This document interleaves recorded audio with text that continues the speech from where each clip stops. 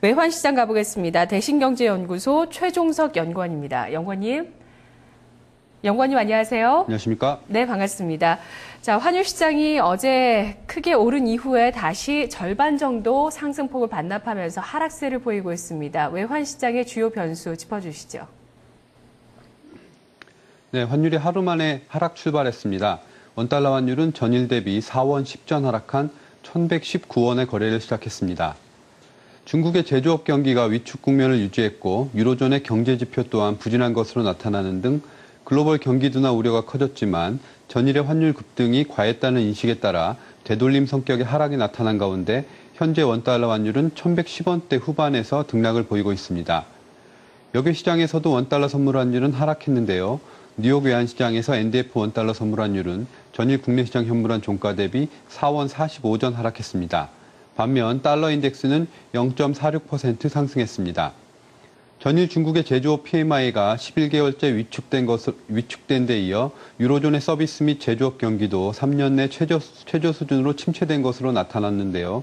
미국의 고용지표 또한 소폭 개선됐지만 시장의 기대를 만족시키지 못하는 수준을 보여서 글로벌 경기 둔화 우려가 다시 불거지고 있습니다.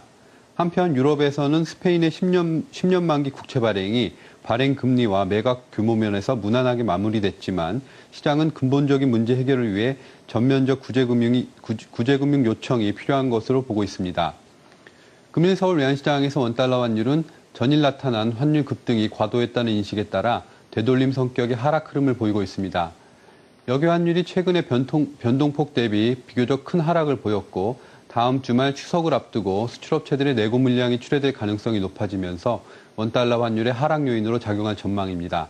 다만 중국에 이어 유로존의 경제 지표가 부진을 보였고 미국의 고용 지표 또한 별다른 개선 움직임이 보이지 않아 글로벌 경기 둔화에 대한 우려가 커졌고 중일 간의 영토 분쟁으로 인한 무력 충돌 가능성이 제기되고 있는 점은 달러와의 지지력을 제공해 원달러 환율의 추가 하락을 제한할 것으로 보입니다. 중국 증시를 비롯한 아시아 증시의 흐름에 주목할 필요가 있는 가운데 원달러 환율은 1110원대 후반 중심의 주 거래 레벨을 형성할 것으로 보이며 금일의 예상 거래 범위는 1115원에서 1123원 사이가 될 것으로 전망됩니다. 네, 원달러 환율은 1114원 선에서 어느 정도 지지선을 형성했다고 봐야 되나요? 네, 현재 지금 전일의 급등이 과도했기 때문에 되돌림 성격의 하락이 나오고는 있지만 중국, 유로존, 미국 이 주요국들의 경제 지표들이 부진을 나타내고 있어서 달러화가 추가적으로 하락하기는 좀 힘들 것으로 보입니다. 네, 알겠습니다. 고맙습니다. 감사합니다. 네, 당분간 달러화의 추가적인 약세 가능성이 좀 적다고 보고 있습니다. 따라서 이 원화 강세의 추가적인 원달러 환율의 하락폭이 추가적으로 나타날 가능성은 좀 적다고 보고 있네요. 글로벌 경기 둔화 우려 확산 때문에 환율의 하단 낙폭이 지지되고 있는 모습입니다. 오늘의 예상 거래 범위는 1115원에서 1123원 사이라고 합니다. 일본 증시 가보겠습니다.